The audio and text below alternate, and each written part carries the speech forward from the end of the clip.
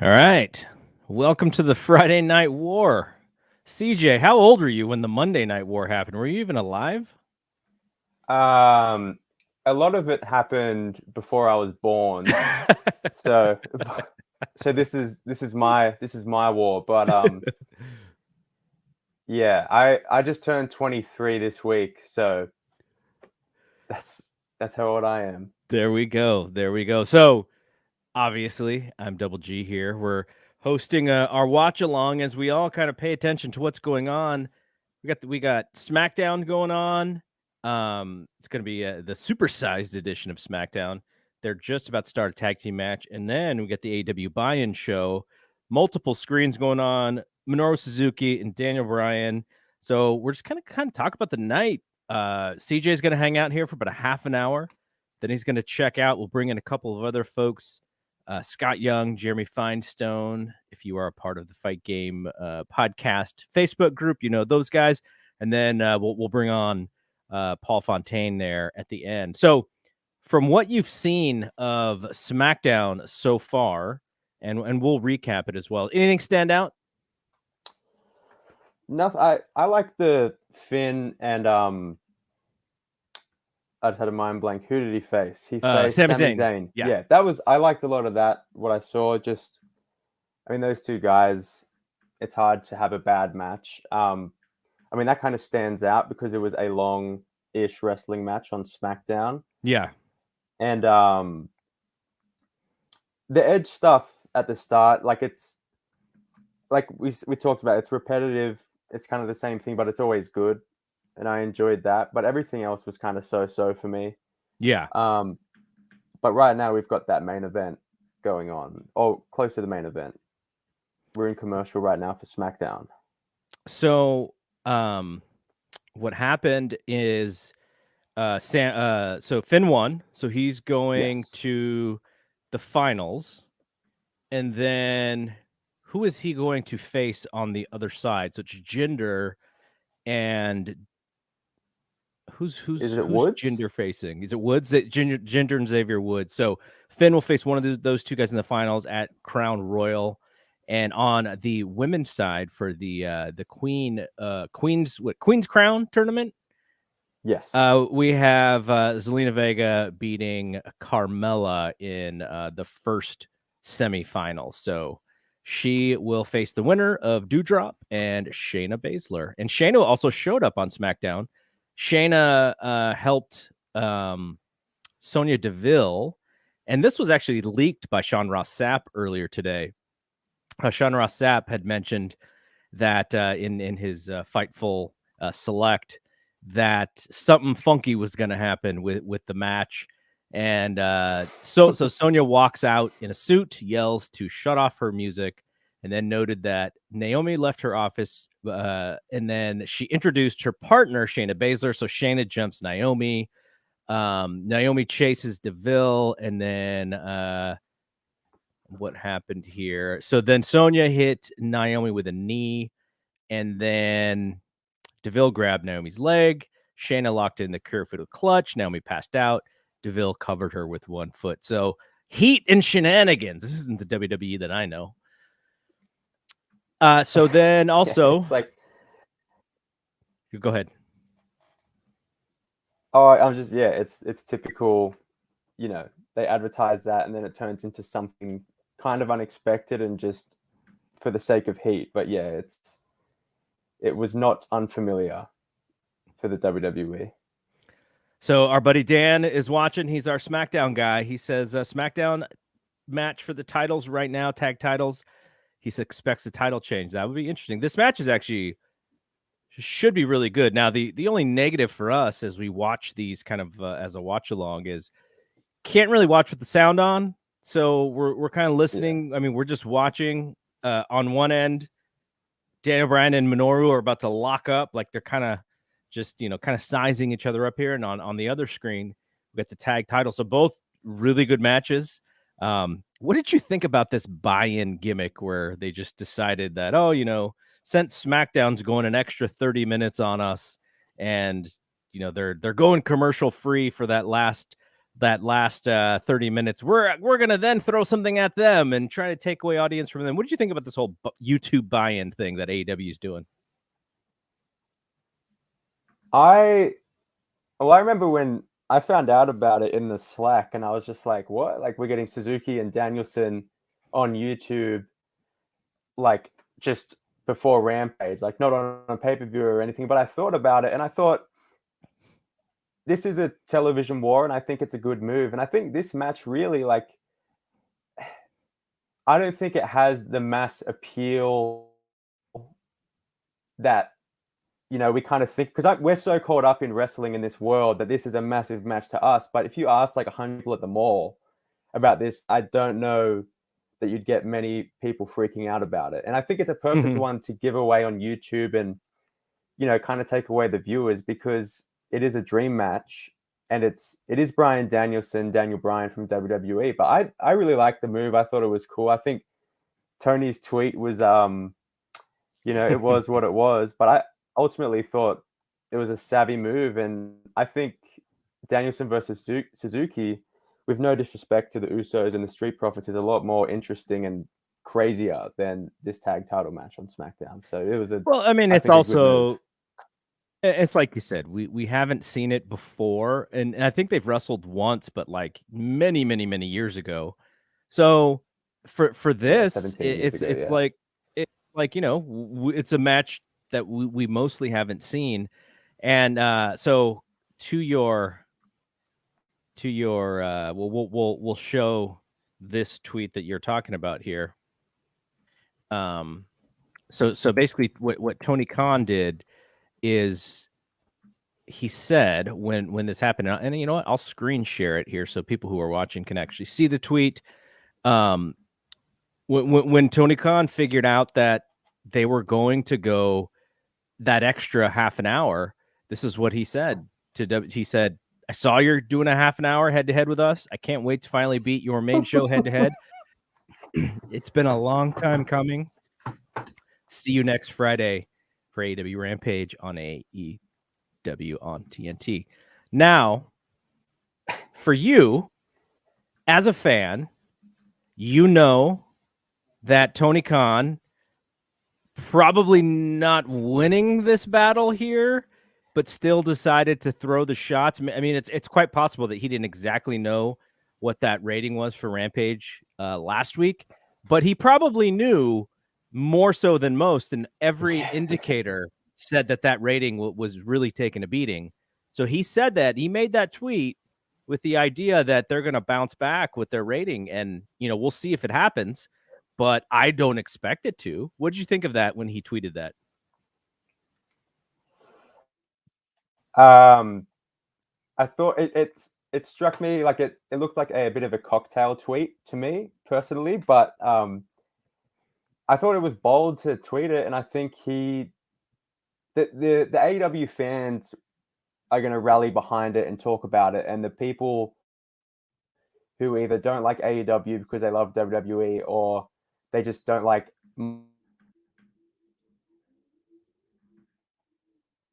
people are going to be. There you go. You froze for a second. Page show. Oh, I did. Yeah, I just thought it was a good move because, like, this is tribalism, and I don't know why there is tribalism between the two wrestling companies. But like, both sides are going to talk about it because the AEW fans are going to be like, "Hell yeah, Tony, you're sticking it to Disney, right?" And then the people who are anti AEW for whatever reason are going to be like, "Get a load of this guy," and they're going to retweet it. And I don't, it's probably the biggest kind of news story of the week as far as like what's going on in TV wrestling land. Yeah, I thought it was great. It was a bit of, it's just classic promoting. Yeah, cool. And I think you're right. I think he knows that more than likely when it comes to the, the main demographic here, they're going to lose, but it was a way to point out to SmackDown fans that, hey,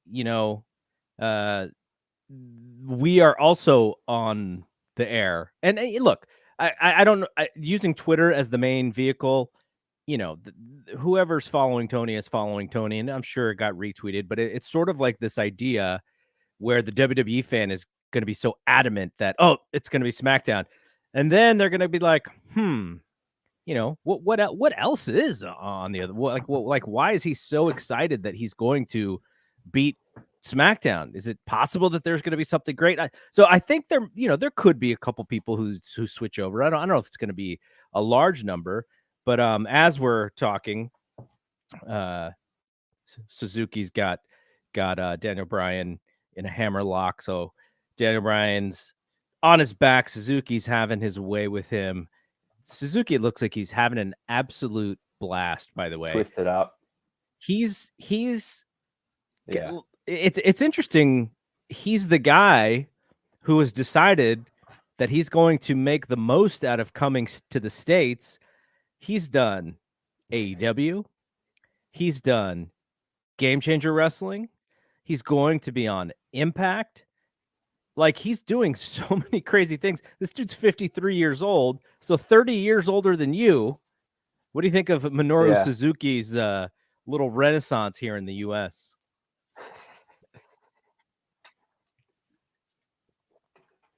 You said it. He's having the time of his life. This is the ultimate American vacation, and he's just kicking everyone's ass. I think it's beautiful, and I think it's so cool to see someone at that age producing such high quality work. He's right there with Bryan Danielson, and he's right there when he's in there with John Moxley and stuff. I think it's awesome. And this is just like, we see how excited people are for this. Like, wait till like Okada comes or something. Sure. Yeah, 100%. It's going to be amazing. So on the other end, we got, I guess this is a no holds barred match, no DQ match, because the Usos had kendo sticks. Montel Ford just did a dive on both, and he just missed a backhanded slap by about 3 feet. That did not look good. He's got a chair, threw it to the Uso, and threw a kick at his face. So, yeah, I guess this is no holds barred here. No disqualification. I think CJ was reconnecting. He's making sure that his stream is better. All right, you're back. I'm back. Sorry about that. So, are you watching this SmackDown match in any way?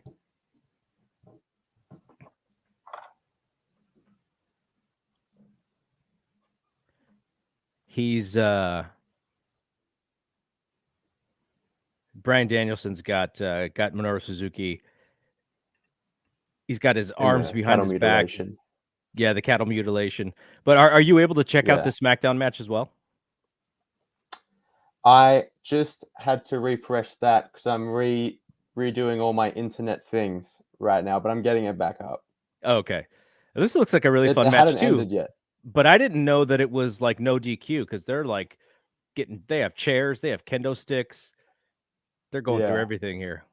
I think it's a street fight, which we don't get often. Sarcasm there. And it's not like these two teams can't have a straight match and be awesome either. So I don't know. I guess maybe I missed. Did I miss the reason for the stip last week? I don't remember one. I think maybe just juice up the match for this big battle tonight. But other than that, I don't know why it's a street fight. Besides maybe lazy booking, but yeah, I mean it works. This stuff really works for television, especially when you don't want people to change the channel. Let's just keep the chaos going. I mean, that was a big thing for AEW, right? Like Dynamite, in their early run of Dynamite, especially during the pandemic, it was just like craziness, multi-man match, flying, chaos, and that was what was helping them hold their rating. So I'm totally fine with it. I just didn't remember what the stip was or what the storyline was for this. Both these look like really good matches. They're Yeah, just completely different kind of matches at the same time. So Dan, our SmackDown guy, Dan said the no holds bar tag match was a surprise and random. Yeah. Usos on the top rope here, and nope, didn't get it. I can't believe they were going to split the Street Profits. Oh, I know. I mean, one of them would have been been fine, right? Like if you would have bet, one of them would have been fine. I just really worry about the other one because they're a great team, but individually, it would really be about one of them getting the push and becoming a singles guy, and I really don't know what would happen with the other one. And now we just got a broken table here. Yeah, Montez is. Yeah. He hit his twisting splash. I mean, he's a tremendous athlete, and the thing about being a tremendous athlete in WWE is what it could mean sometimes is that you are relegated to hitting a spot or two, right? That's the kind of the move that you get over. Yeah. And they, when they break up teams like this, like I can remember, I think a lot of people remember who've been watching for a long time. Shelton Benjamin, when they tried to break him off of Charlie Haas and the Team Angle, and he had a run of matches on Raw with Shawn Michaels, with Triple H, and it worked, but it was very clear that outside of his tag team, he was not as charismatic as he was with the tag team and with Kurt Angle as well. So that one didn't work great, but heck, Shelton's had a long career in WWE, so maybe it did work out for him. All right, Usos both on the top rope. Double splash. That might be game over. Game over. Usos retain. I want to watch that match back. That match looked like a lot of fun. Yeah. The crowd would have been up for it as well. On the other side, Daniel Bryan, Minoru Suzuki looking like two war veterans battling in the center of this ring. Minoru with the crazy look on his face, Daniel Bryan with the crazy look on his own, and they go, I have a feeling we're going to see some battling forearms here. Toe-to-toe with battling forearms. What do you think of Daniel Bryan's run so far in AEW? I've very much enjoyed it, right from the surprise double debut at All Out and what he's done. The Omega match was probably the best match, my favorite match in All Elite history, with the Cody Rhodes and Dustin Rhodes match. It's interesting seeing him paired with Christian and Jungle Boy and Luchasaurus, but it's a great way to elevate those two, especially Jungle Boy. I think I've got no real complaints. The only real thing I'm sort of concerned about is like the future. Like I saw on that photo that went around with Tony holding the notepad and the matches are written down on it, that he's apparently going to be facing Jon Moxley. And I assume that is the tournament final for the Eliminator World Title thing, which is interesting. But up until then, like I've got no real complaints. I think this has been so fun for watching Danielson be Danielson in this day and age against this crop of wrestlers and wrestling Minoru Suzuki right now. It's great. So I was at the Cody match that you're talking about, Cody and Dustin. Was I, yeah. That was awesome. That was it was like a WWE style WrestleMania match where the story really is more important than anything else. And then they also had a great match at the same time. So I thought that was perfect for that show. I'll have to think about that. What's my favorite AEW match? I know everyone loves that tag team title match, which was great, but I don't know if I would consider that my favorite match. Yeah, I would have to think about that. That's actually a good list. What are the best 10 AEW matches so far? I think that for me, Punk and Darby Allin, like it wasn't anything like the Omega Danielson, but because of what it meant, I think that's got to be in my top 10 no matter what. And I really like the Young Bucks and FTR. I like a lot of what FTR have done. Yeah. Yeah, it's a tough list though because there's a lot of very different stuff.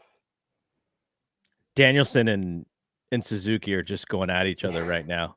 They're like two rams butting heads. There's another one I'm gonna have to rewatch after we get off the air. These guys are going nuts. It's awesome. Like Minoru Suzuki, I think he's 53. At least that's what I heard. The fact that he is having these kind of matches, and really, like, you know, he's a Japanese wrestler. Like you said, the hardcore fans obviously know him as a legend, but you know, think about some of the audience that may be going to a Defy show, that may be going to a Game Changer show. They probably know him decently well, but they haven't watched you can't really watch him wrestle live because you know he wrestles in Japan. So to see him just live is amazing. When I was at All Out, it was awesome. So Daniel Bryan just win right here. Yeah. How did he win? I missed it. Running knee. Okay. That was very, very good. I'm gonna rewatch The crowd's going crazy with the yes chants right now. I thought they were chanting C. Oh, is that what it was? I didn't. I'm not hearing the audio. I just see this going on in the crowd. Yeah. I think maybe because the whole Danielson doesn't want to, you know, use the WWE's intellectual property or whatever, but maybe I don't know. I can't see. I don't know. He's got to come up with something new to replace the yes chants, but I don't know what. Because they're just going to keep doing it. So they're going hard sell with Rampage right now. And it'll be interesting. So I think I actually saw what the lineup was for SmackDown. So after the Usos and the Street Profits, I think what's coming next is Brock and Roman for the contract signing, and then Becky versus Sasha supposedly set for the main event. So WWE has about 38 minutes left on their supersized edition of SmackDown. And my guess is that when they come out of commercial, they will lead into Brock and Roman, and then they'll carry over Brock and Roman through the start of Rampage so that they can, they can kind of keep that viewer from, they can keep the viewer from changing the channels. So that is my guess about what is going on here. Yeah. It's a contract signing. Like, what different thing are they going to throw at us to kind of make us not want to watch CM Punk wrestle? You know, unless Paul just goes full tilt Al Pacino and has a great performance. But I don't know if they're going to do some reveal where Paul actually has been helping Brock or playing them both and he just goes with the winner. Like, I don't know what the deal is there. All right, if my eyes look like I'm not paying attention, I actually am paying attention. I'm just now setting it up so that I get I get Rampage coming on when Rampage is ready to go on screen. Oh yeah, true. On WWF side, they're playing a little video package for Charlotte here. Yeah, is she wrestling Sasha right now? Do I have that right? No, it's Sasha and Becky. Sasha and Becky are wrestling each other tonight, I think, right? Isn't that what it is? Damn. Let me see. Yeah, Sasha and Becky, tonight's main event.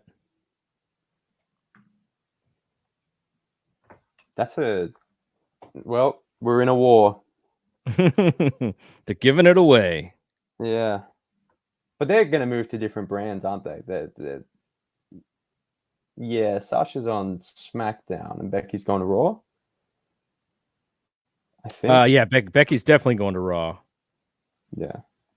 Sasha's, thing I with think the Sasha's draft. staying on. Yeah, Sasha's definitely staying on SmackDown. All right, I think I'm set. Once Edge, I think it was once Edge moved to Raw. I think he was first, and I was like, oh, okay, then no, it was Becky. Then it was like, okay, well then Seth is probably going to go, and that means Edge is going to have to go. Like one draft move, you can kind of predict like 4 more picks with feuds and real life relationships and whatnot. But so you couple more minutes, and then you're going to check out. And hey, what do you got to go back to work or something? yeah, I got to go to work. What It's time? What my time day is it job. for you right now? It's 5 minutes to 1 p.m. So, And tell the people where you're at. Sydney, Australia. And then, are you still doing your weekly podcast stuff? Yes, I am. We're going to be back recording in person in our, I guess, studio. Kind of, not really. It's like a multi-purpose room, but that will be on Sunday night, Sydney time, 7 p.m. So that will be. It should be there by the time people in the United States wake up on Sunday morning, I think. And where do they find it? It's 1 Hour Broadway podcast, Apple, Spotify, at 1 Hour Broadway on Twitter and Instagram. There's a link tree for other things in the bios of the Twitter and the Instagram, and it's all the information's there. But at 1 Hour Broadway, and it's number 1, not the word. Number 1, numeral. Yes. Yeah, just so you can get sorted out early in the alphabetical order feeds there using the number 1. All right, so last question here. Yeah. Last question for me, and then we'll let you go. We're gonna bring on Jeremy and Scott Young. Crown Jewel is Thursday for us. I don't know what day that. It's probably Friday for you. Is that something you're gonna pay attention with all? Like, I mean, because this is the build on this SmackDown is for the Crown Jewel, and it looks like they're gonna end with. It looks like they may end with Brock and Roman because it looks like Sasha and Becky are coming to the ring right now. So, but is that something that's on your radar? Do you find that show to be important? Is that something you're going to skip? Personally, I need to watch Brock and Roman because I'm still waiting for them to have that great match. And so that's why I'll watch it. But what do you think about that upcoming show? The card on paper is pretty good. Like I was looking at it the other day, and I was like, this actually would be a great show. That these Crown Jewel shows, I feel like the vibe's a bit weird. It's a bit off sometimes. But I mean, Brock and Roman, I don't want to miss that because I don't think they're going to do a switch. Seem to be in the plan. I mean, they could, but yeah, and the triple threat they just put on the billboard thing looks really good. I'm definitely going to watch it live because I think it's on at like 3 a.m. my time. I might be able to catch the main event, but I'll definitely watch it. I'm just not clamoring for it exactly. Yeah. All right, man. So thanks for jumping on here. We're going to let you go. We're going to bring on some other people. But yeah, check it out. 1 Hour Broadcast or 1 Hour Broadway. Sorry, your podcast. Check Broadway, out CJ if you want to hear more of CJ. And I think you're going to be on one of the upcoming the wraps, right? That we're doing for our WWE podcast. You're going to be on one of them soon at some point. Yes. Yeah. After the next one or something. All right. So you'll hear more of CJ if you check out the Patreon. All right, CJ, thanks for hanging out. We're going to bring on Jeremy and we're going to bring on Scott Young here. Take care, CJ. Thank you. See you later. Fellas, what's going on? Hello, what's going on, everybody? All right, Scott. So you've been paying attention to this SmackDown show. I've been trying to pay attention to it. It looks like they reversed the order or the original order, which was, I think, the Roman and Brock segment was supposed to be right now. But we have Sasha and we have Becky in the ring. How has SmackDown been for you so far? It's been pretty good, honestly, outside of Zelina Vega and Liv Morgan, which is kind of becoming a reoccurring theme every week. They just have, I just don't understand what's going on with either one of them. Like, the storyline should be going on with the Queen's Crown instead of interfering in the Queen's Crown. I feel like they have it backwards with that story, but everything else has been pretty solid. And Jeremy, how was Daniel Bryan and Suzuki? It looked awesome, but I had no sound, so I wasn't able to sort of make out everything. It was a lot of fun. It was, if you've seen a G1 match, it was on the level of two guys in the G1 meeting each other for the first time in a very long time, which is comparable to what they've done. They haven't met in almost 20 years. So if you were to say, now hindsight being 2020 here, obviously, should that match have been on Dynamite or on Rampage? No. It was fine because it was a sample match. They didn't do anything other than just hit each other really, really stiffly for about 20 minutes. You had a lot of people going, ooh, hit that guy hard. And that's fine, but you could get bored with that kind of storytelling on the major broadcast. I understood the arguments going in ahead of time, but at the same time, you're watching that, and the more I'm watching Bryan Danielson right now, it kind of feels like a pitcher at the beginning of a baseball season getting stretched out a little bit, just kind of going a little bit further, a little bit deeper, not quite at its full potential of what you're going to see stretched out, but the talent is there, obviously. And but his first match, he went 9 innings and threw 145 pitches against Kenny Omega. Absolutely, but you knew that he could do more. Like, you watched that match and you knew that they were holding back, and you'd watch this match and you knew that they were holding back. All of these matches that he's having, they're not the pay-per-view level matches. They're not the, I mean, yes, the Omega match was a 5-star match, and that's amazing that they can do a 5-star match without trying their absolute best. But I watch these matches and they're not going all out. So that gives me a lot of promise. And so that's why when I say like a pitcher starting the season, you're going to get more out of this guy and it's going to be amazing. And what you're seeing right now is just more potential that you didn't realize for some people even there. So I get what you're saying. Yeah. I don't know if I buy it. And I know that Meltzer said something similarly, which was these guys are going to have this match, or these guys had this match, and I know that this is not their pay-per-view match. They have another level to get to. So I get that piece. But the fact that he had a match in AEW that was arguably better than any match he had in all of his years at WWE. So I don't understand the idea that, oh, well, he's just getting back, he's just sort of getting into it or getting it's like that was a match of the year candidate in many years of wrestling. So I get it. I understand what you're saying, which is he's kind of he's reintroducing himself, but that I don't think we should consider just because that match happened on TV that it is not worthy of like a classic Daniel Bryan pay-per-view or Bryan Danielson pay-per-view match. Cause I think that's exactly what it was. You put that match on pay-per-view and people would have probably thought it was even better. Yeah, you could.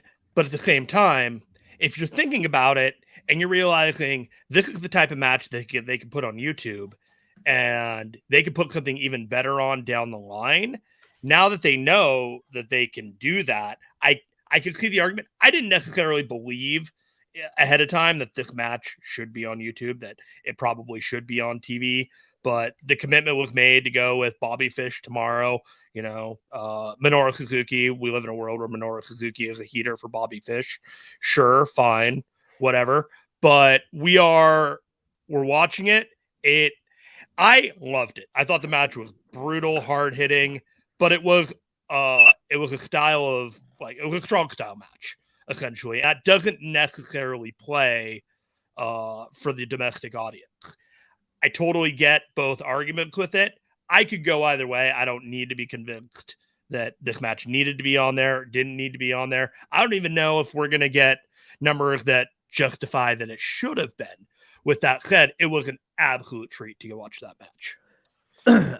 So just to catch people up, so the buy-in was Ty Conti beating Santana Garrett. Then Bobby Fish beat Lee Moriarty, and then Bryan Danielson beat Minoru Suzuki. They almost went 20 minutes. They went off the buy-in with about 6 minutes left before Rampage, and then now Rampage begins, and they started hot because unless I'm wrong, there was no entrances here, so you didn't get the Punk entrance. It looks like they just started with both guys in the ring to start hot with Rampage. So you see both companies kind of trying to. There's some gamesmanship going on. This, by the way, this Becky and Sasha match looks pretty good so far. Scott, so let's go back to SmackDown. Let's recap everybody that had on what SmackDown happened on SmackDown so far. I saw the Edge segment. It is the normal Edge sitting in the chair, soliloquy, similar promo to just about everything that he's done. He's really good at it. Not to say that I'm bored of his promo style, because I think he's really good at that style. I just when it's all we see him do, I get kind of like, okay, let's do something else. But maybe that's just me. What did you think of that promo? I'm kind of in the same boat. I feel like this whole feud right now is just kind of treading water until we get to the match. I think they might have jumped the gun with the Hell in a Cell announcement. I feel like that probably should have been held off to maybe this week, because I just don't think they had anything ready to go. Like you said, the promos were fine. Edge knows how to cut a monologue. He's an actor. That's what he does. Yeah. Seth Rollins, he's fine in what he does. I like this role for him. They're going to have a really good match, but it's the same old. Nothing, no new ground was covered in these promos, except, well, I will say this. We did get to the point where Edge was like, I finally do respect you enough to say you're not Edge light, and kind of say I underestimated you, but that's not going to happen again. So I do appreciate that we're going to get a quote unquote more focused Edge, but that's kind of what it should have been from the jump, I think. It's funny that he finally respects the dude after the dude broke into his house. Right. Like, that would be the time where I'm like, enough with the soliloquies. I really need to kill this guy. Like, so the tempo of that stuff right now is a little off to me. But actually, what they did on SmackDown last week, I thought was actually really cool, because that felt like, yeah, this is what would happen if something like that happened. Today, this one I didn't like it as much, but they need to stretch it out, because it was sort of the last thing before, and I know Seth had a promo as well. So then Finn beat Sami Zayn. Finn is going to face the winner of Xavier Woods and Jinder Mahal. From what CJ was saying, he thought this was a pretty fun match. What did you think of the match?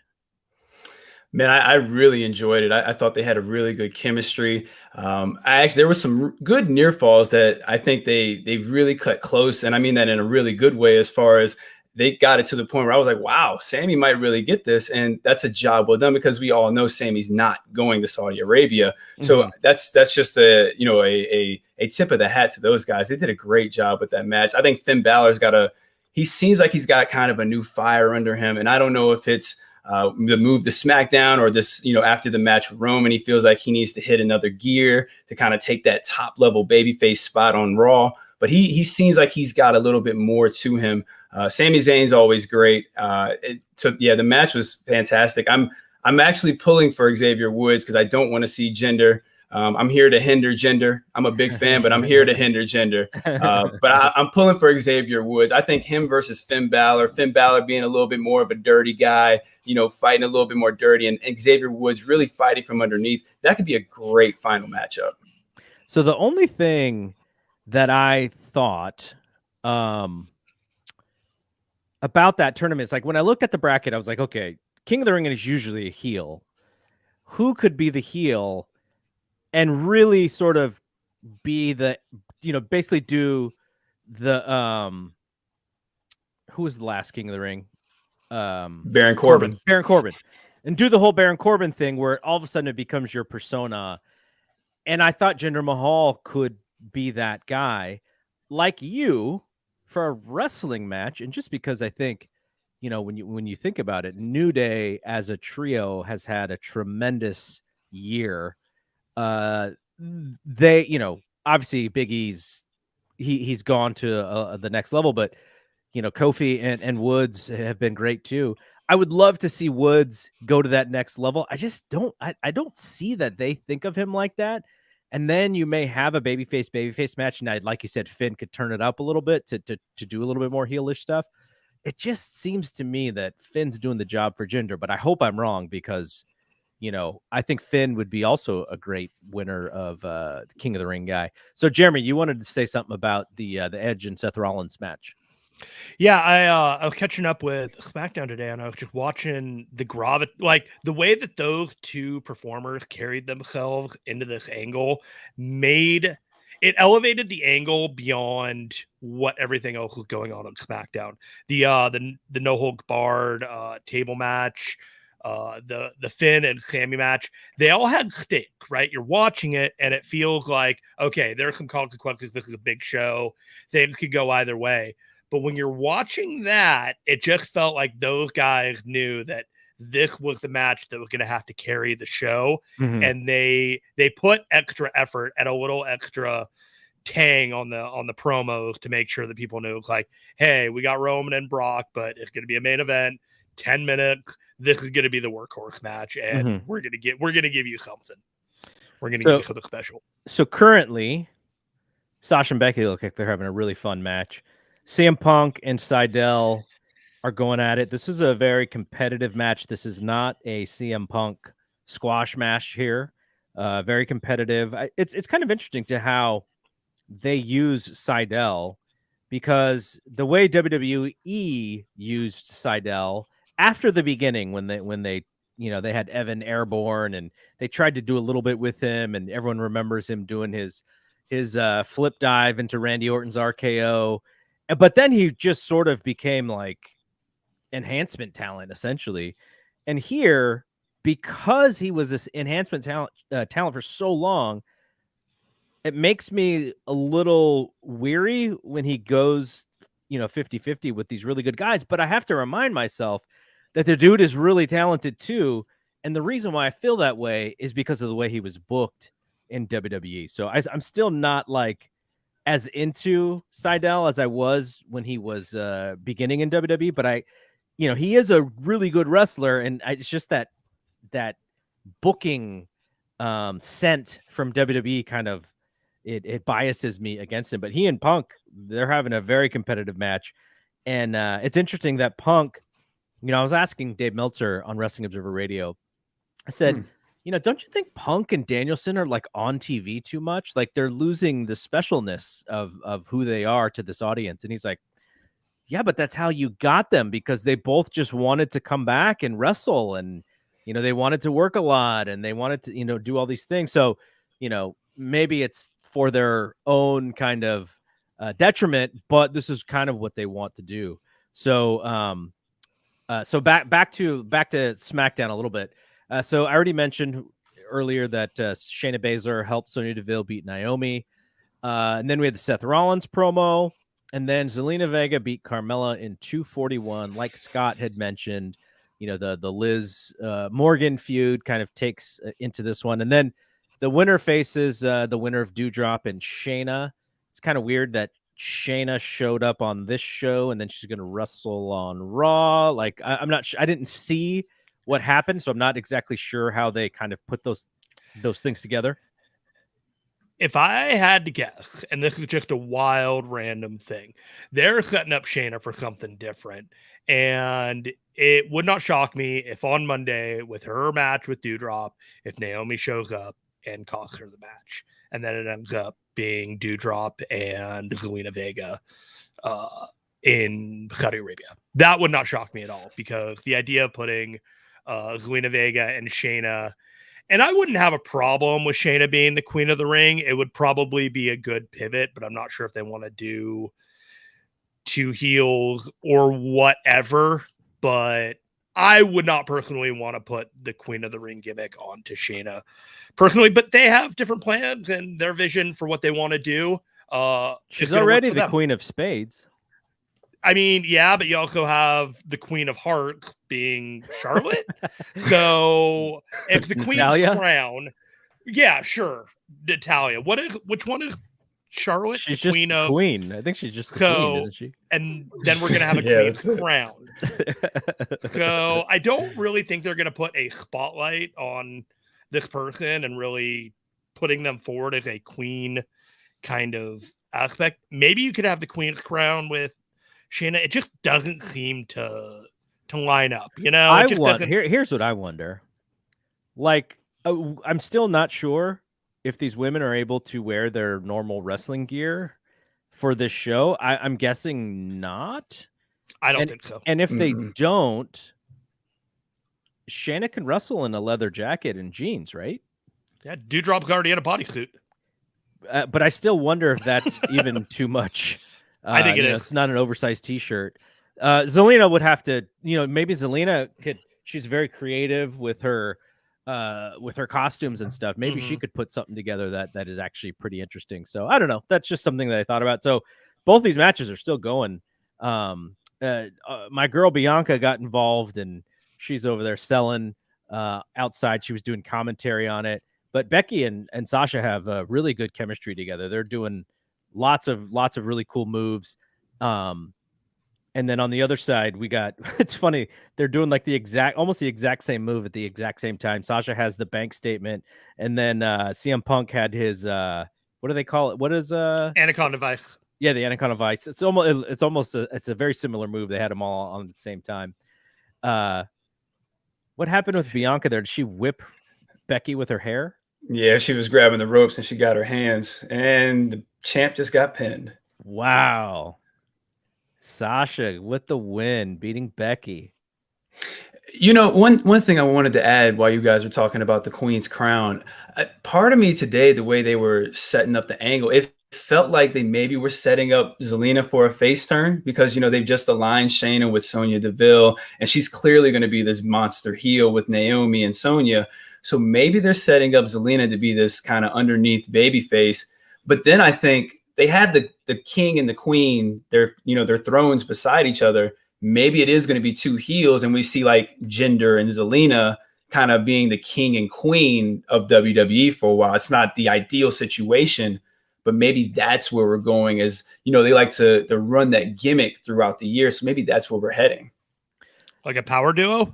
Yeah, exactly, like a power duo. So Adam and Pearce, Zelina would do well with Jinder, I think, or he could use her a lot. They would complement each other well in terms of what their strengths and weaknesses are in terms of a performing duo. I don't know if the company is that creative to think of putting those two together, but I can't argue with that kind of setup for the both of them. So this is interesting because SmackDown is no commercial. They have Adam Pearce directing traffic inside the ring because they need to get to this contract signing with Drew and Roman. So it was just like this weird thing where he's like, everyone get out. Poor Becky's sitting on the apron after just losing this match, selling the loss. And it's like, everyone get out of the ring. Hurry, we got to get to this next thing. Do they overrun? I wonder if they went a little bit long. Why not just have Becky cut a promo while everybody's doing that, so everybody's focusing on Becky and you know what I mean? Just better. A simple fix right there. Would have been totally better. So CM Punk and he beat Seidel. What was that? Was that a kick that he go to sleep? With? Oh, he did. He did go to sleep. Okay, but they had a long match, man. That was almost a 20-minute match, and now we get Roman with the white Bloodline shirt. Fire coming out. Hey, Tony Khan's been pretty petty here lately. I wouldn't be surprised if he timed that match on purpose. I'm sure they're doing everything against each other. They are. They're both doing there was absolutely. a situation that Nakamura came out at exactly the same time as Suzuki. Yes. Their entrances were lined up one to the other. I had them both on the screen, and I'm just watching this, and I'm like, oh, this is intentional. Well, Scott, how old were you during the Monday Night Wars? Oh, boy. 11? 10? 10, 11? It's funny because, I would have been like, gosh, would I have been 20, around 20, 21? And so what happens during that time is I'm watching it and I'm just like, okay, stuff is going on, and I know stuff is going on, but I'm not exactly sure what's like the real machinations of like Bischoff being petty and Vince being petty. Like, is it fake? Is it real? And then you read the observers and you go back and read the observers, and it's almost all exactly what you're saying, which is the pettiness involved in timing things certain ways. You go back to Bischoff giving results of taped Raws. It's all, it's all just 100% competition. So Kevin jumped on and said that the Punk match ended at the exact same moment that Roman entered the ring. So that's great. Look, I know people, and actually CJ mentioned it before you guys jumped on. He mentioned the tribalism aspect of this, and that's how this works, right? That's how WCW and WWF worked as well, which is you picked your side. Now there were people like me who liked both, and so I was crossing over. This one looks like it's a little bit more separate because AEW is so new. But CJ was right in that the only reason this works, or this, the Tony Khan can do a tweet, and then Roman Reigns can do an interview, and why people care is because of the tribalism aspect of this entire thing. So that is the fascinating thing to me about this, is how, you can go political spectrums, you can go sports teams. Like Jeremy and I just had to deal with Giants and Dodgers last night. And, like, I have friends who are Dodger fans. I'm not as bad as I was when I was younger. I will tolerate them during the baseball season, but deep in my heart, I want them to get their hearts broken so badly that it almost makes me feel like a bad human being. But that's kind of what it is, right? So we have what is the way sports works with these two companies going at each other. And now Brock's about to come in as well. He's wearing his lumberjack man gear. He looks a lot better body wise than he did when he first came out at what was it, SummerSlam, right? Yeah. So, actually, Garrett, I have to interrupt you real quick. I didn't get a chance to tell anybody this, but when I came into work this morning, I had a coworker, and he walked in the door. First person he saw was me, and he was wearing a Dodgers jersey. Oh my God. And I just looked at him and I just said, congratulations. And I left it at that. Now, AEW, Ruby Soho comes out. She's facing the Bunny, and this is going head to head against the biggest thing on SmackDown. So my theory, because Sean Ross Sapp posted the order of stuff earlier today, and he had the main event with Sasha and Becky, and this segment, he had them flipped. So I wonder if Soho and the Bunny were supposed to be out at the same time as Sasha and Becky were, and then WWE flipped it. And so now, I mean, if there are people still watching Rampage instead of watching Roman and Brock, great for Rampage. But if I go back to the mentality of the Monday Night War, this is where I switch the channel. This is where, Vince McMahon and Double J, Bischoff. Jeff Jarrett are hanging out, and I go, oh, Hogan's on the other side, switch like that. That's what this is to me. So this is really interesting. Brock's got his boots on, one of those snake skin boots or whatever, and he's giggling, and he's got his feet up on the table, and Roman's looking super serious, and Paul's nervous holding the belt. We'll have to wait for Paul Fontaine to come on, and he can tell us exactly what they were saying, because my volume is turned down. But this looks like one of those moments where it's like, it's time to change the channel for Rampage people here. Why did Paul throw the pen out of the ring? Signing it in blood, brother. I don't know. He must have wanted to use. He wanted them to use his personal pen. He's like, I don't want them to sign this contract. I'm just gonna throw the pen out of the ring. So I'm gonna let this comment through, which is Ryan Fantasia. He's a Red Sox fan. For Ryan, I'm rooting for the Red Sox. Like, Ryan's he was pinging me about the Giants when the Giants were playing. He was keeping up with them. He was listening to the Thompson to Clark podcast as a Red Sox fan which we just brought over to this channel. So thanks, Ryan, and I'm rooting for your boys. Bill, good luck this week. Go Chris Sale. And so Kevin then said Rampage went to commercial and Brock's music hit right at the same time. Yeah, I think I think there we'll see when the ratings come out, but there may have been some channel changes at that moment on the AEW side. I think it was really think smart. There's going to be an overrun? Ooh. I'm sorry. Do you guys think there's going to be an overrun? We'll see. I mean, we got 5 minutes. They haven't brawled yet. They haven't touched yet. I think it was really smart that they decided to keep the bloodline for the last hour, or at least supposedly, because I thought that was how it was going to go too. And we would get the Becky Sasha during this time. And I thought that was really smart, but they flipped that. And I'm curious to see how that works out with Roman not showing up at the normal time. And if it does work out for him, because Roman's the biggest deal they got. And you throw Brock in there too. I'm very curious to see how this works out. Yeah, I see. The way that I thought they're going to do it is I thought that right at the 7 o'clock, 10 o'clock hour, like a minute before that, you have Brock and Roman just show their face.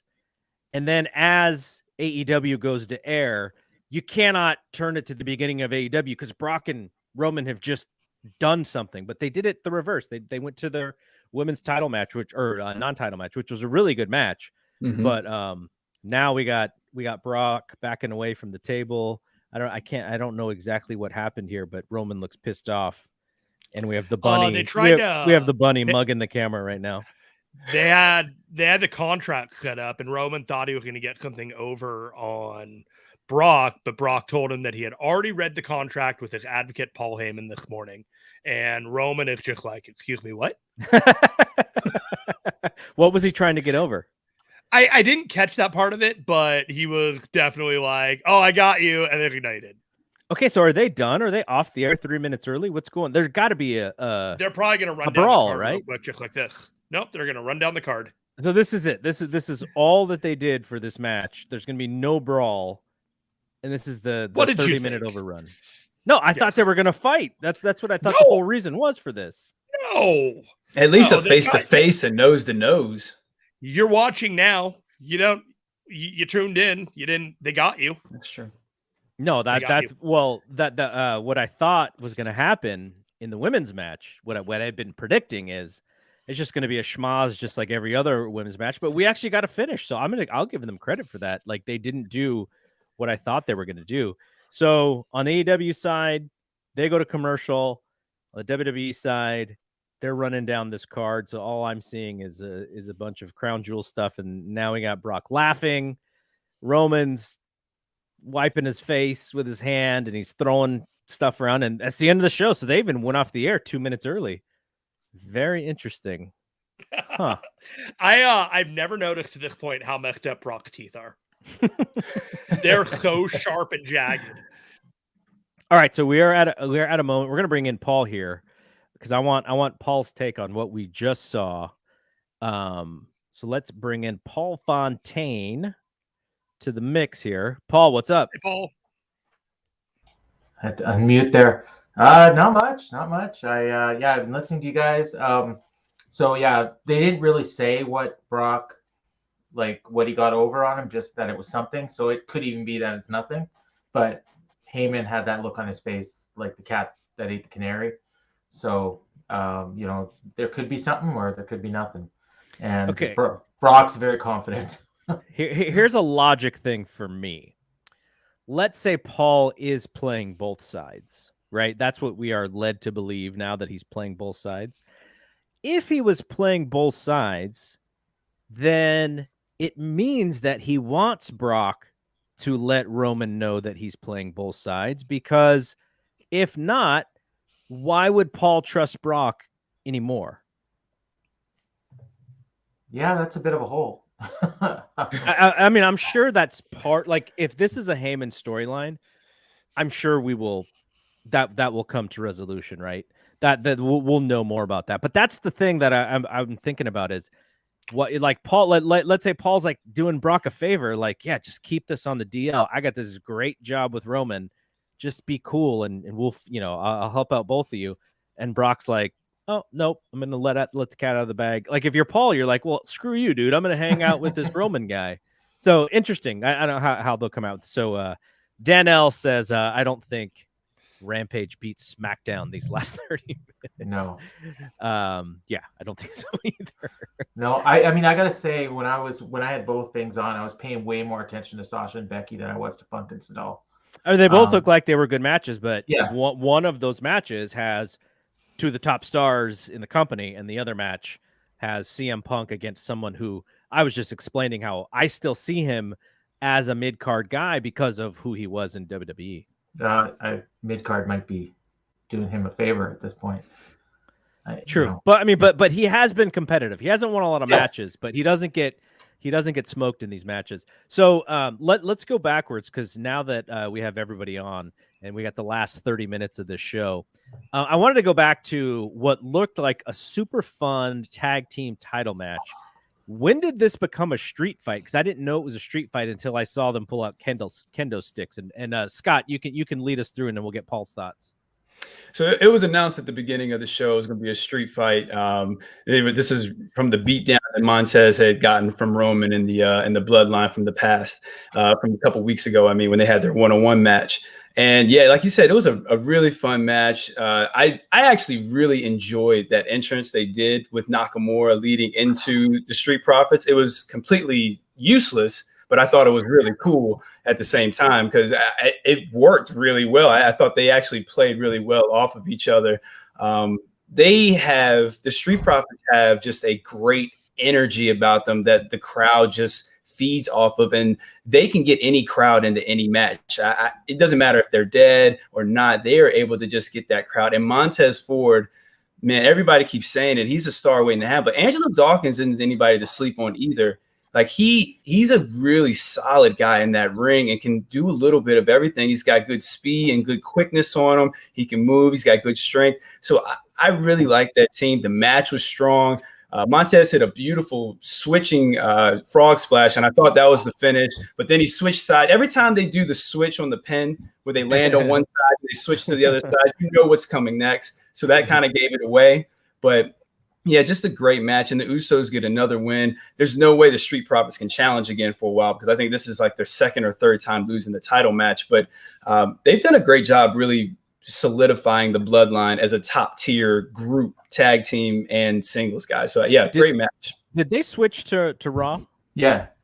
They switched to Raw, right? Okay. I think that's a good thing for both them and Hit Row, because WWE doesn't do a great job with wrestlers of color who are sort of the same size. I would have been really wondering where Top Dollar and Dawkins, kind of would have been what they would have done with having both guys on the same side. But I'm glad that I'm glad that Street Profits can go over on the other side and get into some new stuff.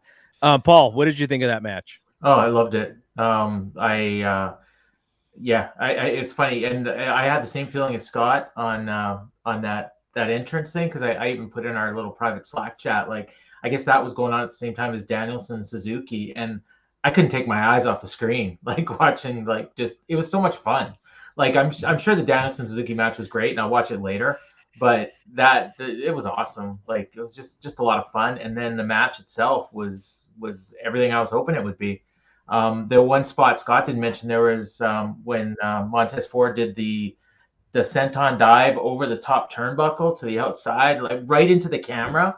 Like, it was so cool. Like, they were trying some different stuff with camera work on this show, I thought, especially in that match, and it made the match more compelling.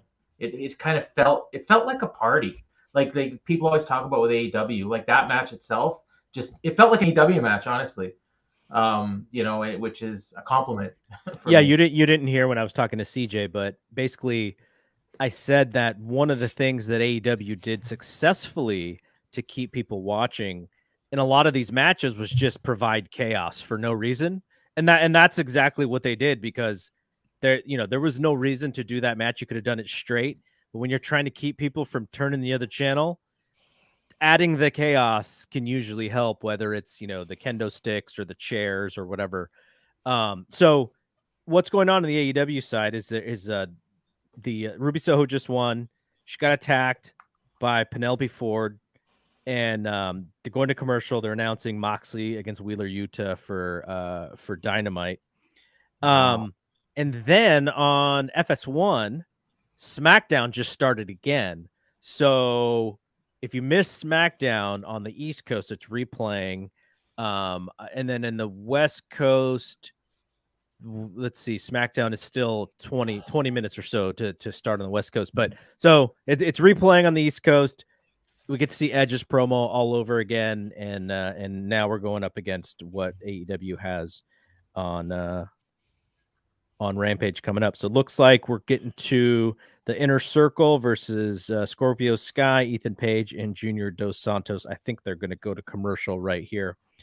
Okay, so let's talk a little bit more about what we just saw. So, Paul, when it came to Becky and Sasha, how would you put it up against some of their better matches? It looked like it was a really fun match to me.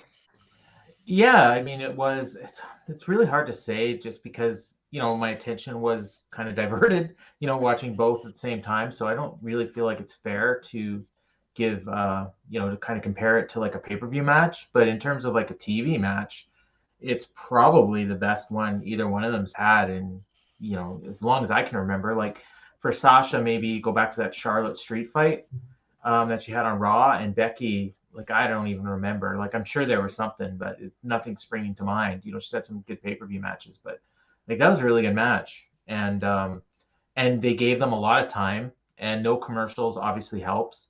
So I think it's going to rank up there with, some of the top TV matches of the year, really. From a ratings perspective, how does not going to a commercial in a full segment, how much does that usually help? Well, like they're going to lose probably 20% of their audience if they go to commercial. So if, let's say, the audience was 1 million, that's 200,000 over 4 minutes. So you do the math, it's probably going to increase the average viewership by like about 60,000. Wow. Or yeah. So it's significant. But then they're doing the same thing in AEW. So Punk, the Punk match went commercial free for the first 20 something minutes. Yes, and obviously by design, and the Punk match went longer. So it looked like, I think, or they're real close to ending like around the same time. I'm a little bit behind you guys. I think the TSN is like maybe a minute behind, and I think Sportsnet might have been ahead of you. So it's kind of weird as you were following stuff. Some of the stuff you hadn't seen yet, some of the stuff I hadn't seen yet. But by like seconds. But I didn't even know what had happened in the Ruby Soho match because I was talking to you, and then I looked over and I just saw Penelope Ford with her brass knucks. I saw they announced a John LaRocca special for tomorrow night. Penelope Ford and Kiera Hogan. Oh yeah, yeah, that's gonna be a good one. Jeremy, did you notice somebody was missing from that interview segment as they went to commercial for Rampage? There were the 3 Inner Circle members, and then they had the America's Top Team and Dan Lambert. I didn't see Masvidal, and I was trying to figure out who else was supposed to be there, but I was listening to you guys. But I was a little caught off guard. I forgot that this match was on tonight. I thought it was on tomorrow. It's been kind of confusing, right? Yeah. Because they're basically building 2 shows at the same time for back-to-back nights, which is pretty. It's a hard thing to do. So I didn't see Mark Henry in that segment. Oh, he was there. Was he? Okay. He was in the middle. Yeah. Okay. He opened it up, and then because they had so many people to get onto the screen, so then he kind of got cut out. Ryan on In the Clinch seemed to think that Jorge Masvidal can't get involved now that he signed a bout agreement for UFC, but we'll see. Mm-hmm. Yeah, because that fight is next month. December 11th. Okay. But just like once he's got the bout agreement signed, I don't think he can do anything. Now, I mean, that may mean he can't take any damage. So if it's just him hitting a kick, I'm sure there's no problem. But yeah, Ryan was pretty adamant. He said anybody who thinks Masvidal is going to do anything on Friday is going to be disappointed. So we'll see. Was this Paul? Was this a precursor to a potential match at Full Gear with like a bigger group of like a full Inner Circle versus Top Team kind of thing, and that might have to pivot now? I almost wonder if it wasn't going to be the other way around, like maybe to a singles match like Junior Dos Santos and you know, Mm-hmm. and maybe it was originally going to be Masvidal, but then when he signs his bout agreement, he can't do it. So maybe, you know, maybe it's JDS, or maybe you do a tag team match, or maybe Hager and JDS in an MMA kind of type fight, you know, like he did with Wardlow. Like, and so timing wise, he got involved last week in the Angle, Yeah. then he signed a fight, Yeah. and now we're coming into the Yeah. show and he's not. he signed the bout agreement on Monday. So that would have Okay. been like 4 days after he did the Angle with Jericho. So maybe at last 10 days ago, I think it was when they announced it. Oh, there you go. Masvidal is heavily featured. So, you know, Just not there tonight. or maybe he is. You know, like It's true. We'll find His out. involvement has got to be like one of the key drawing points of him in this entire thing. Like I would love to see him in the ring. Like I know he can cut a promo, but I'd love to see what he can do in the ring. The knee looked good, and Jericho's the right guy to lead him to a good match. So his involvement in this is very much, you know, hinging as far as my intrigue level with this particular match. Yeah, it 100%. changes your perception, Scott, about how you view going into the pay-per-view if you were to be on it.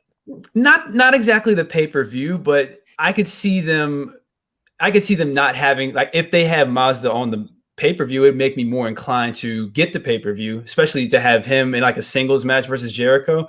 That would definitely make me more inclined to want to purchase it, especially as someone who's more of a casual AEW viewer. That would definitely draw me in. You know who else it will draw? People like SportsCenter. It will also draw those folks to carry it. So did anybody see Mark Raimondi interview Junior Dos Santos and Dan Lambert on I don't know if I think it's just on YouTube, but Junior Dos Santos looks like he's very happy. He looks like he's having a blast. He looks like he's still trying to get into that heel persona because he's just normally such a nice guy. But I got the impression that his original thought about pro wrestling was like, this is goofy and I'm not interested. And then when he actually did it, he's like, oh, like this is way different than I originally thought, which is kind of what happens in this thing. But you would think, like, you know, him and Kane have such a history that Kane, you know, he would have been following what Kane was doing. And Kane, you know, such a big pro wrestling fan. But I thought that was kind of interesting. So now Inner Circle came into the ring. Masvidal is there. He is there with Lambert. Oh, there you go. Scott Junior Dos Santos is in a tank top and some like shorts and some wrestling boots. Miami style. How'd they do for tickets on this? I heard it was better during the week. Do you hear anything what the final count was? So speaking of Kevin, who we've shared his comments a couple times, he said that WrestleTix had them at 1,750 and possibly headed north to 2,000. During the week, I heard 1,500. And wait, it's a 3,000 seat building, right? Yeah, so it's not horrible, but there's Paige. Getting a Friday night in Miami. Sure, I'm a little bit behind you guys. I just saw Paige and her husband at ringside. You know, the one that I really love, who's a part of this thing, is Kayla.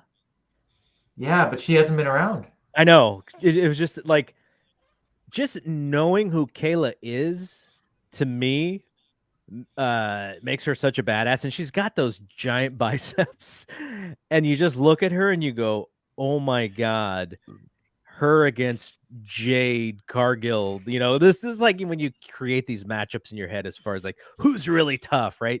Kayla is such a badass. This is going to be interesting though, because JDS looks so much like Randy Orton. So Skylar Russell wrote an article today on the website basically saying, you know, if you're worried about Junior Dos Santos, you know, kind of getting lost in the shuffle or maybe not looking great, the AEW has treated these celebrities, you know, very well so far. You know, Mike Tyson, Shaq, to a lesser extent, Snoop Dogg, I guess. Yeah. But I thought that was a good point because Tyson Junior is a great athlete, right? Now he may be, you know, on the other end of it athletically because he's older now, but you know, if you were to just to say from an athletic standpoint, is a real athlete. he was a fantastic fighter in his heyday, like really top level. So he should athletically and just from being a great fighter, he could be good at this, but it is a little bit of a fish out of water sometimes when these guys come into wrestling, because there's things that they just don't understand, and that, you know, rhythm wise, and, you know, you got to think about the charisma piece as well as doing this move. But he, you know, he's throwing right hands with Jericho in the corner right now. Jericho's covering up. He's like, someone needed to give Junior like some board shorts or something, because I'm not sure about these cut off sweatpants shorts that he's wearing. They look like something you'd wear like if you were like doing a workout in a UFC gym. His fake punches are not as good as his real punches for sure. No. But it's actually surprising to me that he's working in this match, because, you know, what you could have done is he took a bump, like a nice bump off a kick there. What you could have done is you could have just had him kind of come in and throw the KO punch, and it could be done. But now it's him and Swagger going at it. Go ahead, Jeremy. Ground and pound looks horrible. Yeah, I legitimately thought at first that he was wearing white socks and blue sandals, and it took me a second. And I was like, yeah, you know what? Sure, why not? People wear. Miro doesn't even wear shoes. Whatever. Be careful making fun of his shoes. No, absolutely. Do you have AEW fans were in an uproar about that? Yeah. Do you have him taking out Swagger or Jericho to end the show tonight, having Junior Dos Santos look strong? I know Paul's a few seconds behind, but Junior threw a nice knee lift that Hager sold really well. So was Junior the one that finished Brock, or was that Kane that finished Brock and Junior finished Kane? Junior finished Kane. Got it. Yeah, Junior's been in some wars though, so I'm actually glad that he's maybe found something else. I just saw the knee. Saw the knee. But I'm glad. Ground and pound is so bad. It was bad. It's unfortunate. You know, well, I'm actually happy that Junior has something to do. But then he started talking about he may do his very first boxing match now. And I'm just like, man, you know, he's going to be on a Jake Paul card. Yeah, like that's where it's just like, you know, you're a good you were a really good boxer for MMA, but that's a different level. I can see Hager putting a word in for him for Bellator. Yeah, Junior did way more than I thought he would, like already. What I hope comes out of this is I hope that this whole thing, this ATT thing, oh, here we go, is to get Ethan Page something, right? Because, like, he's obviously, he's got a great personality. I feel like him coming into this company, it was a little bit overstated, because I think that they overestimated how many people really were giant fans of him. But when you talk about somebody who's got a really nice upside, now Scorpio Sky as well, but Scorpio Sky is almost like, he feels like he's like the first guy we ever saw in AEW, and there's something to that where he's like the vet of AEW already. I still think that they should do more with him, but Page and Sky need to get something out of this for this to be meaningful, right? Like this should be for them. I'm guessing if they go to fruition with this storyline, it's got to be to get Page and Sky over, right? Yeah, you would hope so. I mean, I agree with you. I think they've had a couple opportunities to do more with Sky. I mean, going all the way back to him being the first man to pin Jericho, to him cutting that promo on AEW Dark that somebody like me, a casual viewer, was invested in. And he said, you know, I'm doing things differently. Then he goes and loses to Darby, has the heel turn, and nothing happens. So they've had a couple opportunities with him. I like Ethan Page. I like what I've seen with him. Didn't follow him a lot in Impact, but everything I've seen so far, he's done everything really well. I really like his look, and I think they would be a good foil for the tag titles if you're not going to do anything with the TNT title and Sammy. I wouldn't mind them in that tag division a little bit more. They got 10 minutes left now. Outside of when Junior Dos Santos punches, this match has been pretty good. But that I don't know why they had him go into the corner and throw more punches. It just looked so bad. But yeah, thankfully it was just for a short time, and we got Paige back in the ring with Jericho. So I was thinking, you have Paige and you have Sky, and you brought them together, and they didn't quite make an impact until you got them together with America's Top Team and Lambert. How long feasibly would you all want to keep this act together? Because it doesn't seem like those two would have this momentum if you took them away from Lambert anytime soon. So what are you guys thinking? I would say, Go ahead, G. I would say, let's see if they can actually do anything with Masvidal. Masvidal may, because he's got this fight, they may have to like wait for Double or Nothing in order to get him involved or something, right? Mm-hmm. Is there another person in this group? Is it, is Junior still going to be around? Is Paige going to be involved? Because if Paige Van Zant's going to be involved, I think they can still do this, for several more months. And it seems like Lambert would just continue to be a great mouthpiece for them, even if the fighters don't necessarily come around anymore, because he looks like he's having the time of his life. Mm-hmm. And I can't imagine it's, truly cost effective to have him fly out for all of these shows. But he's great. Like I know a lot of people got sick of that same old promo, but they were like, I think they finally were like, oh, this is Cornette. Like, this is like what Jim Cornette's role would have been. And it's worked out, I think, pretty well. And I hope that what they were hoping to get out of this, which is Dan Lambert as a great mouthpiece, I hope that sticks with this current fan base, because it is, the idea of that is they are heating on the current fan base. Like, that's the idea. And I think they finally figured out that that's what the thing is. And it's not just this crotchety old guy. Oh, he's actually saying things that we, the main fan base, doesn't like, so that we hate him. Got it. That's what he's there for. Who are the other MMA fighters that have made an appearance with Lambert that aren't here tonight? I can't seem to remember who they were. So Paige's husband is in the crowd, right? Yeah, Okay. and I saw Dalton Rosa, I think, is with them as well. He was the guy that they didn't identify last week. So the only one that's been on that I don't see, is Andrei Arlovsky. I didn't see him. Because he just had a fight recently, didn't he? I think he's fighting this weekend. Okay. Yeah, he's in the co-main event. And he's in the co-main event on old Andrei Arlovsky. And then and Kayla. Those are the only two.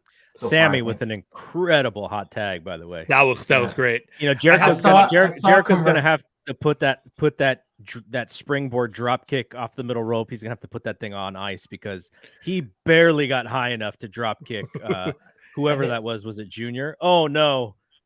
Okay, he got over. He didn't. I never saw. I don't normally watch commercials, and I saw a commercial for Last Night in Soho, which sounds like a leaked sex tape for Ruby. Oh my gosh.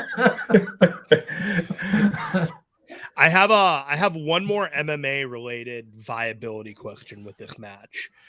Does there seem to be any possibility that this would lead to an avenue of Cain Velasquez showing up in AEW?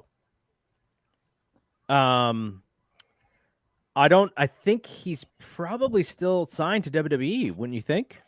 Well, he's got that. Oh no, they cut him. They did. Yeah, they cut him. They cut him, but he wouldn't be affiliated with Lambert. So unless he went on the Jericho side. Yeah, that's what I'm saying. It's like they bring somebody in. I think that would work. Yeah. He's doing a shot in Mexico in the next 6 weeks. And they work so with it just AAA.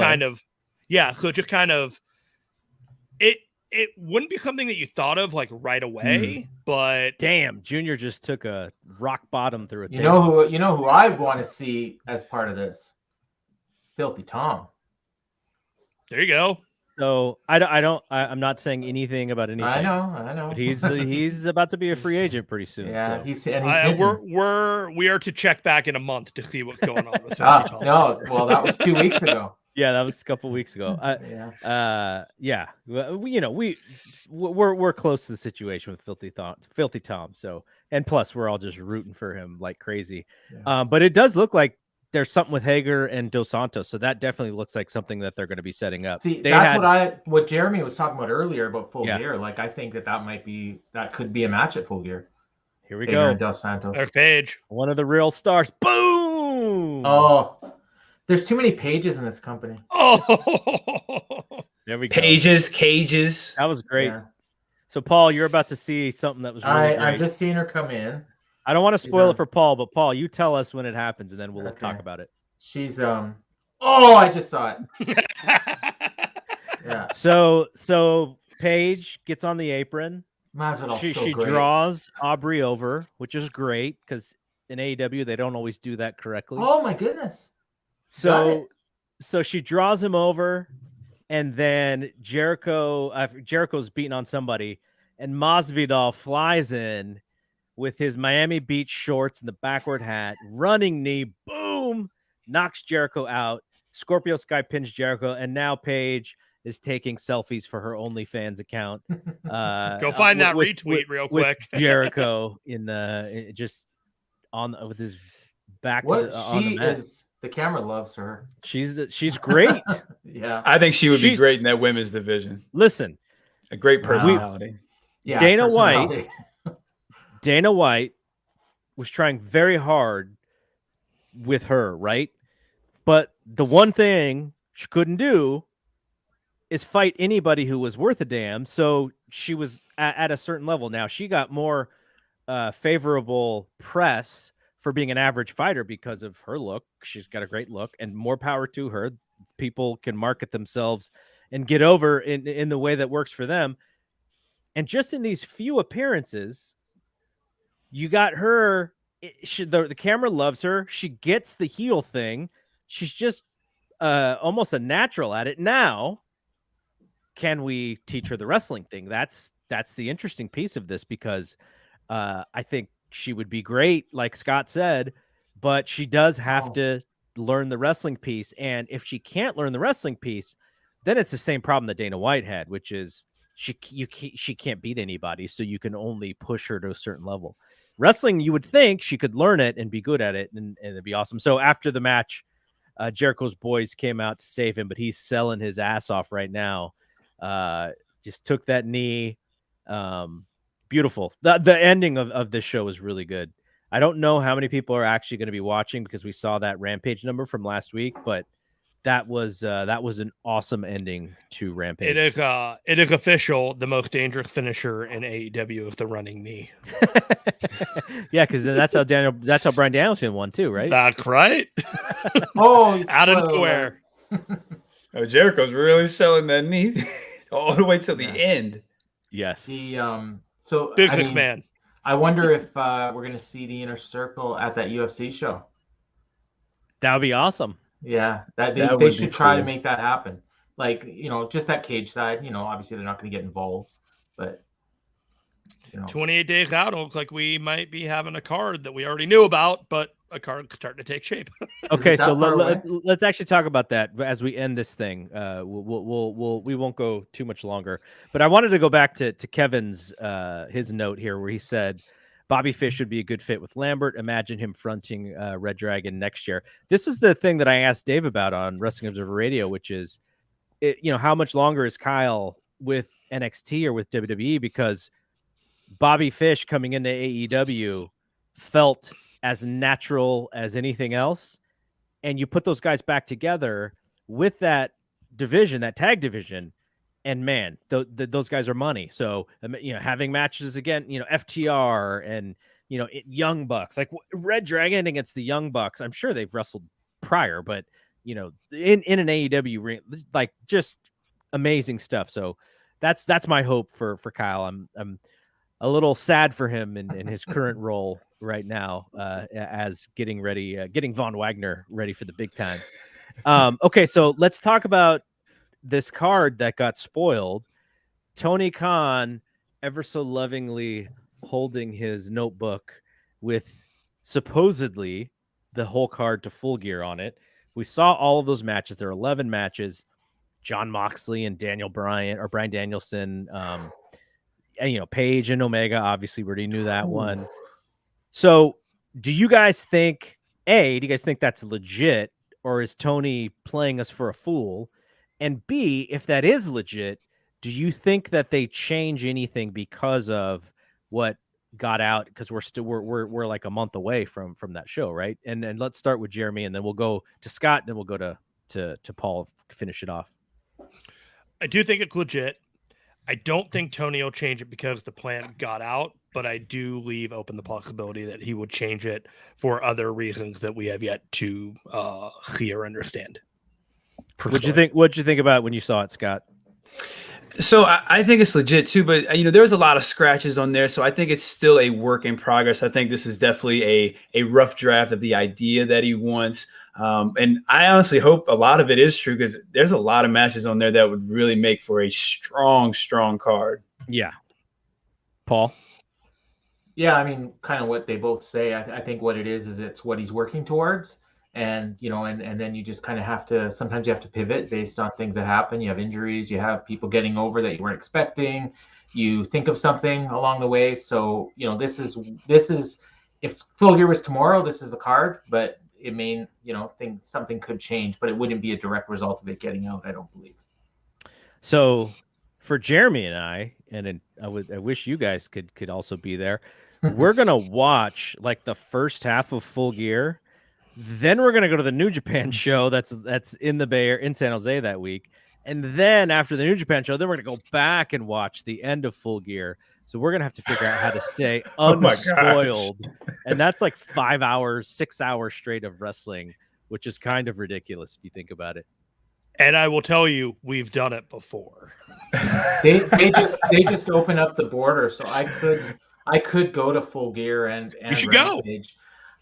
go. JD's going. The problem is that my daughter's not vaccinated yet, and she's not eligible, and we're just a little bit worried. Yeah. So we just want to wait. Rather be safe than sorry. Yeah. So I mean, I put out the hints, but it's probably not going to happen. But that's literally like 5 days after the border opens. So here's Kevin's take. Khan booked Ty versus Santana just as a reference to a single quarter hour from 2 years ago. No way he didn't leak it on purpose. Do you think that's legit? Like, I mean, it could just be a coincidence. I don't know. I was hoping it was a coincidence because I didn't like that. If I had to guess, I would say somebody brought it up to him and said, "Hey, did you know?" Da da da. And it's like, oh, okay, yeah, let's just do that. I do think the question mark under Britt versus question mark is Tay Conte. Like, she's been getting a lot of wins lately, and she's like number 3 contender right now. So usually when that happens, it's because they're heating them up for a world title match. Do you think that the reason it's blank is because he hasn't decided between Tay Conti and Anna Jay? Yeah, that's probably exactly what it is. Or even Thunder. Well, it's too early for Thunder Rosa, so and they don't want to do Jade. Definitely don't want to do Jade yet. So yeah, that's probably exactly what it is. The two of them. But I don't see where Anna Jay is in the rankings, but it seems to be like Tay is the one they're pushing a lot right now. So this is a great billionaire pissing contest. I'm just glad to be a part of it. Wait, did you see the last thing that Tony said, which I didn't know if he was going to admit, because I think it just opens him up to more scuttlebutt, which is he said, why would Vince want to go commercial free? Because that's how we make money.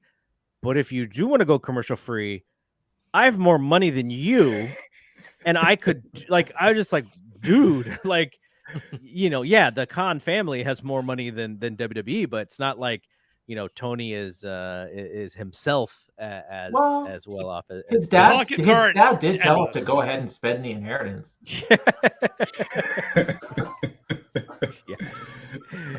Yeah. Poor Shad has got other issues going on with his football team, by the way. Oh, both football teams.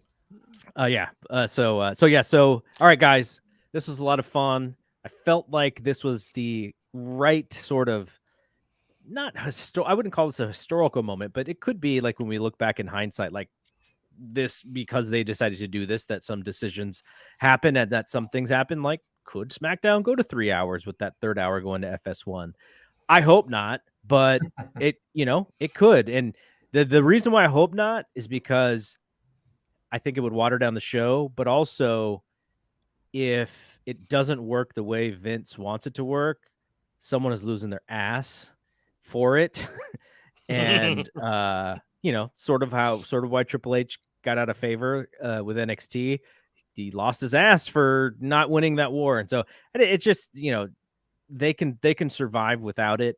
WWE is still a good deal amount ahead of AEW, except on those special nights that all the stars have aligned, that I don't think Vince really needs to do this, but it's just the competitiveness in him. And look, when this thing first happened, I was like, I am rooting for AEW to do well, both because of the wrestling business just being overall stronger and the talent making more money, but also because I wanted to see if Vince McMahon was still alive.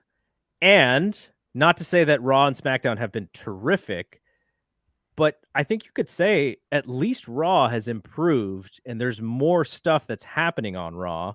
You could say that SmackDown is still a quality wrestling show. The one problem in this whole thing is whether or not you're on the side of NXT being good or not. And I know Paul doesn't mind it, and I really hate it right now. So, that's sort of up in the air. That's arguable just based on what you like. But I'm happy that Vince McMahon has a pulse, because I was a little worried there that he was done, that the fastball was gone. And not saying that he's the Vince McMahon of 1997, but at least he understands that, okay, that AEW is a little bit more of a deal than I originally thought that they were. He's motivated. Yeah. That's fellas. We win. Jeremy, you're going to be on some of the episodes of The Wrap. You have agreed to start watching WWE again once the G1 is over. Come join us. Scott it is an amazing time to be a fan of wrestling, and this is a very interesting time to be watching the WWE product. And Scott has been on The Wrap. Paul is one of the hosts of The Wrap. That is our WWE flavor podcast that we do every week on the Fight Game Media Network. So if you want to check it out, patreon.com/Fight Game Media. And The Wrap has been a lot of fun because, I have to pay attention to WWE because of the We're Live Pal podcast that I do on the F4W YouTube channel. And so thus, because I'm watching almost everything again, it's like, okay, now I can join in, on a lot of these WWE conversations and feel like I'm in the game there. So Jeremy, Scott, Paul, thank you guys for doing this. This was a lot of fun. Hopefully we'll have some opportunities to do this in the future. And to everybody who was in the chat with their comments, like Dan, Kevin, Ryan, you guys were awesome. So we will see everybody soon. What is that? Is that the Attitude Era logo? Is that your network on the? I just for all the people that think I'm a WWE stan. Oh yeah. There you go. Hey man, I'm wearing my Roman I hoodie. see that. There we go. See, I got Edge and Christian in the front there. Whoever thought in 2021 they'd be prominent roles on these shows? Yeah. All right, guys. Thanks again. Jeremy, Scott, Paul, I'm Double G. See you when we see you. Peace out.